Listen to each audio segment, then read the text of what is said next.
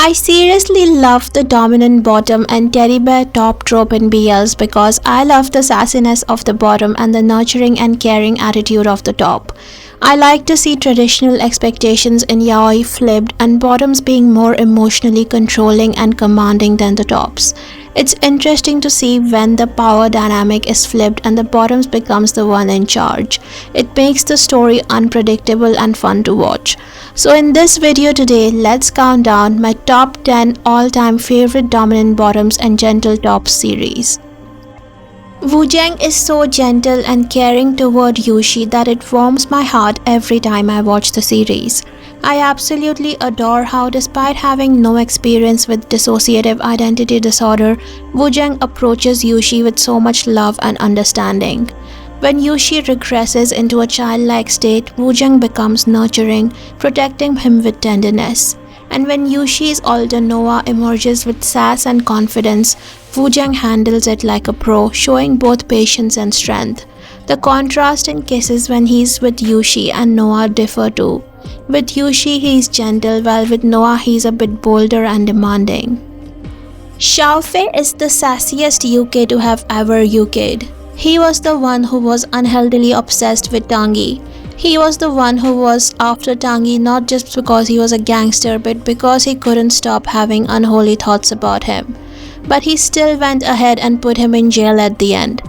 God knows if he will ever come out of jail or have a long-distance relationship with Xiaofei. Xiaofei couldn't care less if Tangi was a gangster. He wanted a piece of his pie, and after he had it, he sent Tangi's hot little tushy behind bars.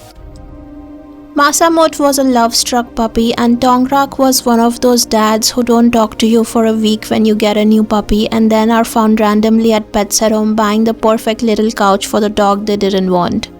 Masamut definitely fell first, but Tongrak fell harder. Tongrak was drawn not just to Masamut's rugged boyish charm but also to his big heart. The heart that couldn't stand to see Tongrak suffering from his past trauma. Masamut even fought the person responsible for hurting Tongrak, not stopping until they gave in. Without Masamut, Tongrak might have stayed distant and withdrawn forever. Masamut helped him open his heart to love again, showing him that new possibilities could still exist. Devil works hard, but Fang Jerui works harder. Not only did he ruin a 17-year-old boy's dream to become a doctor, but Fang Jerui had the audacity to act like he didn't know him when the boy came back from jail after serving time for the crime he didn't even commit. The real kicker? It was Fang Jerui's crime all along. He was the one responsible but never confessed.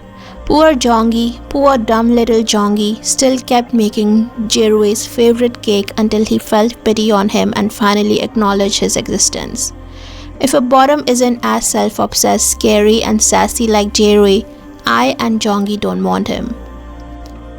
Prapai healed trauma that he didn't cause. He was there for Sky when the world seemed dark and overwhelming. I can still vividly picture the hurt and sadness in Prabhai's eyes when he saw how deeply Sky was affected by the betrayal of his ex.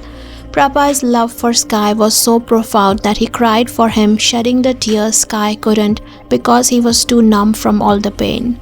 Prabhai wasn't just a lover, he became Sky's source of strength, showing how deeply he felt for him even when Sky was struggling to feel anything at all. Sky held out for the longest time, not giving into Prabhai's feelings for him, but Prabhai understood that Sky needs him even though he's too heartbroken to admit it. I love Iwanaga sensei because even though he's so gentle and soft-spoken, he still exudes authority when it comes to dealing with Miyata and his tantrums. Iwanaga silently endures all the condemnation and accusations thrown at him by Miyata, never once wavering in his affection. He has loved Miyata all his life, understanding that beneath the surface of anger and defiance lies a deep-seated need for support and care.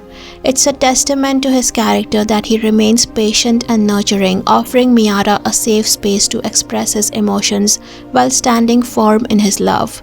Even though Miyata misunderstood Iwanaga and his love, Iwanaga never once lost patience with Miyata and always protected him from his mother and his family. San took so much crap from Ray that I don't even produce in a year. I mean, the humongous pile of crap he took from Ray needs its own pathological study. San became an emotional punching bag for Ray and would serve up his face on a platter whenever Ray felt like punching it non-stop.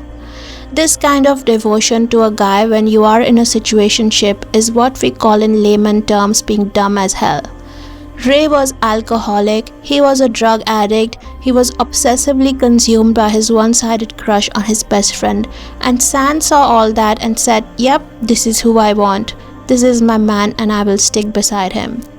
The hurt in San's eyes every single time Ray broke his heart and went to Mew still breaks my heart every time I think about it. The second runner-up on my list is everyone's favorite older brother Wei Jian and his obsessive-compulsive younger brother Wei Jian. Wei Jian has fought tooth and nail with the gangsters and the outside world to protect his biological sister and raise his adopted brother Wei Jian. Because of his past trauma with a mother who essayed him and then abandoned him, Wei Jian is afraid of opening his heart to anyone and is content being single and caring for his siblings his entire life. But little does he know the younger brother Xiao Yuan harbors feelings for him that go way beyond sibling love. Xiao Yuan's feelings never wavered for Wei Jian even though Wei Jian rejected him so many times and even sent him abroad for 3 years.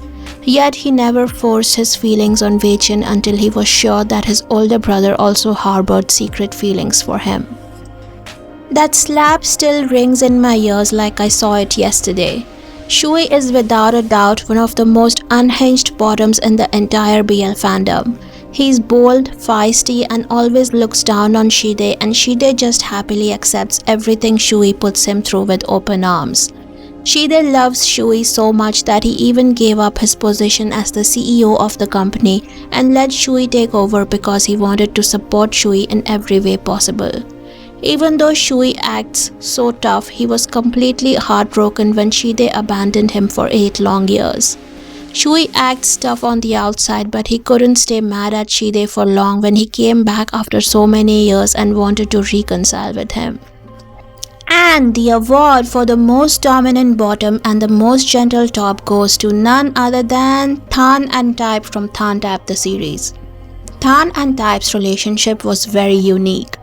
They had a very interesting dynamic where if Type gave Tan 2 tight slaps, Tan will go ahead and kiss the very hand that slapped him. He would even offer his other cheek to Type in order for him to make his handprint on that side as well.